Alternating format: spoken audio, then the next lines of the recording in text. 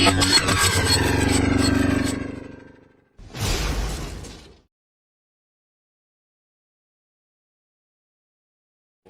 araw mga boss ay magsisimula na tayo mag-assemble ng automatic transmission ng Subaru Forester, no? So, in-arrange ko na yung kanyang mga clutches niya. So, nandito para madali na lang siyang hanapin kapag nag-install na tayo. So, nag-arrange na lang ako, no? So, ito yung kanyang mga clutch dito sa transfer clutch to, sa kanyang 4-wheel drive. At ito naman sa low clutch niya. Ito naman sa high clutch. Yan. Ito naman sa reverse brake na clutch. So, dalawa yan. Steel plate, fiber plate or clutch plate. So, nandito naman yung kanyang sa 2 to 4 brake na clutch. At ito naman sa kanyang low and reverse brake. Ito siya. So madali lang i-identify, no?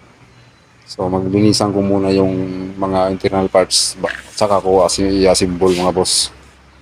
Okay. So, dito mga boss, no? Tapos natin yung ating wheel seal. So, dito yan sa ano. Dito dadaan yung ating shop ng ating inhibitor switch.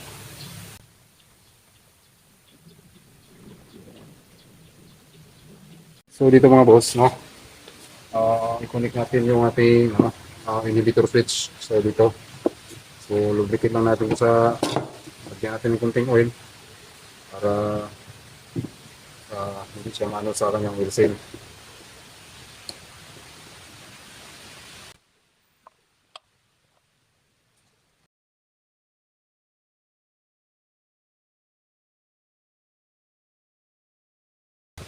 So, may adjustment dito mga boss. Saka na natin ito i-adjust pag ano na.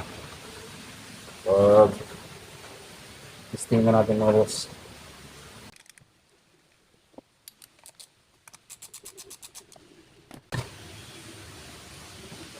At dito naman yung ating ano. So, siyempre may ano dito mga boss.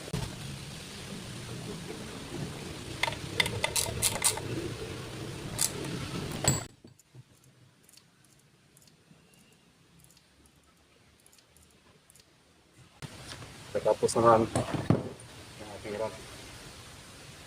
So, itong park point ko.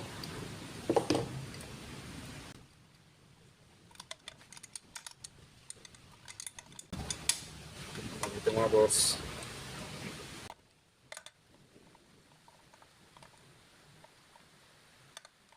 So, siyempre may pin to dito. Lagyan natin yung pin. Ito yung pin.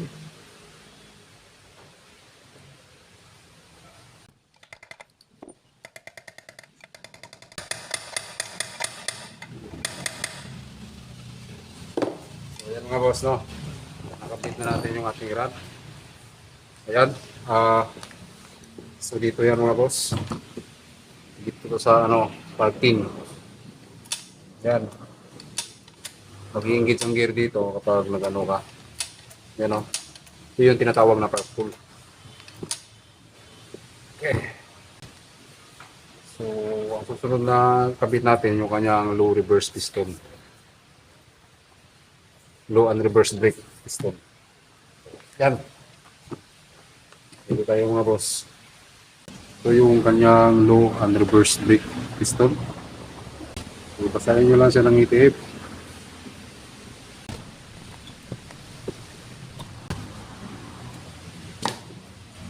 Yan.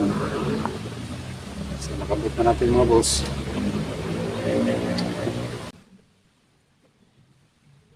Pagkatapos mga boss, ito ang kanyang return spring. Ito.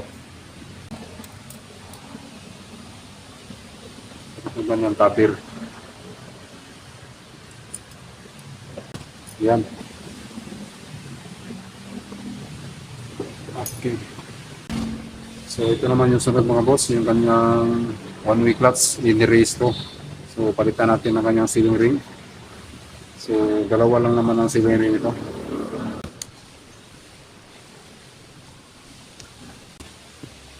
So, palitan natin ang bagong sealing ring.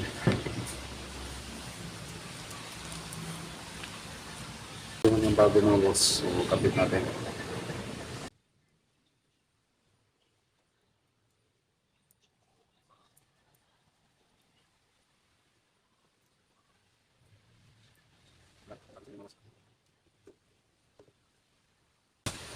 So, sa pagkabit ito, mayroon itong itip na para itip na butas ng dalawa.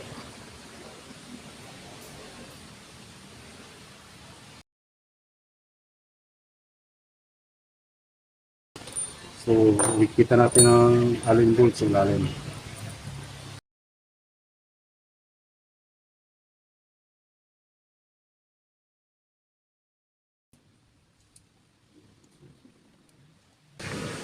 So dito mga boss, nakabit na natin yung ating low and reverse piston at saka yung kanyang return spring, cover, at dito ito yung kanyang one way clutch in race, tapos may bearing dito sa ilalim, middle bearing, at saka dito naman thrust bearing dito. So dalawang bearing sila. So ang susunod na ikabit natin dito is yung kanyang low and reverse clutch. So yun, okay.